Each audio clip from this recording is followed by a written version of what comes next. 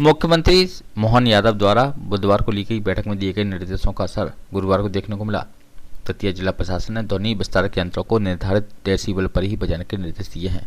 Collector Sandeep माकिन, SP Pradeep Sharma द्वारा collectorate भवन में बुलाई गई शांति समिति की बैठक के दौरान सभी धर्मगुरुओं की मौजूदगी में शासन की मंशा से उन्हें अवगत कराया गया। इसके लिए सभी धार्मिक स्थलों पर ध्वनि विस्तारक यंत्र, लाउड स्पीकर, डीजे का निर्धारित मानक के हिसाब से ही रहवासी इंडस्ट्रियल जोन, साइलेंस जोन में बजाने के निर्देश दिए गए हैं। इसी तरह खुले में मांस, मछली आदि का विक्रय प्रतिबंधित किया गया है। सिर्फ वैध दुकानों पर ही मांस मछली बेची जा सकेगी। धार्मिक स्थलों से 100 मीटर की दूरी पर मांस मछली का विक्रय प्रतिबंधित रहेगा। जिला प्रशासन ने इसके लिए एक बैठक कर उड़न दस्ता भी गठित कर लिया है। वहीं कलेक्ट्रेट में इसके लिए कंट्रोल रूम भी बनाया गया है, जहां लोग कोलाहल अधिनियम तथा मांस के विक्रय को लेकर नियमों के उल्लंघन की शिकायत कर सकते हैं। माननीय गृह विभाग के पत्र दिनांक 13 दिसंबर 2023 के द्वारा ये निर्देश प्रसारित हुए हैं कि सभी प्रकार के धर्म स्थान, चाहे मंदिर हों, मस्जिद हों, गुरुद्वारे हों, चर्च हों, सभी जगह जो ऊपर लाउड स्पीकर लगे रहते हैं, ध्वनि विस्तारक यंत्र, उनके दिन और शाम के समय जो उनका डीबी लेवल है डेसिमल का, वो एक निश्चित क्या कहेंगे उसको, लिमिट से ज़्यादा ना हो।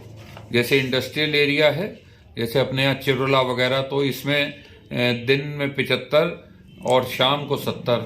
कमर्शियल एरिया है तो दिन का 65 और शाम का 55। रेजिडेंशियल एरिया है, निवासियों का एरिया 55 और रात शाम का 45।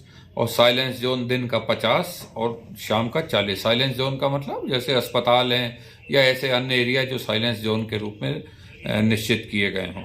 इसमें उड़न दस्ते भी गठित हो रहे हैं और जिले में इससे संबंधित शिकायतें प्राप्त होंगी तो उसका भी एक समिति बनाई गई है जो उसका परीक्षण करने के बाद यथोचित आदेश पारित करेगी।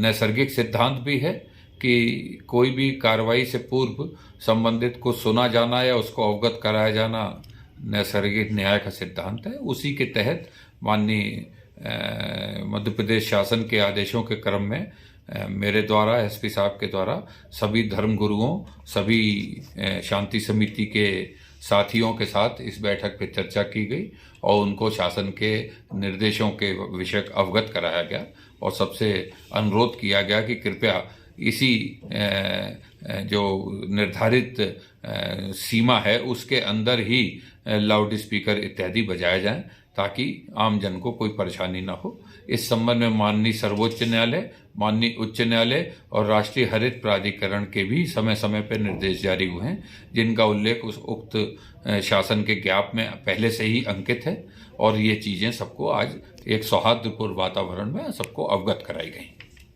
सभी शांति समिति सदस्यों के साथ और जो धर्मगुरु हैं उनके साथ हम लोग की बैठक हुई थी। जो शासन के निर्देश हैं उनके बारे में स्पष्ट सभी को जो जानकारी है वो उपलब्ध करा दी गई है।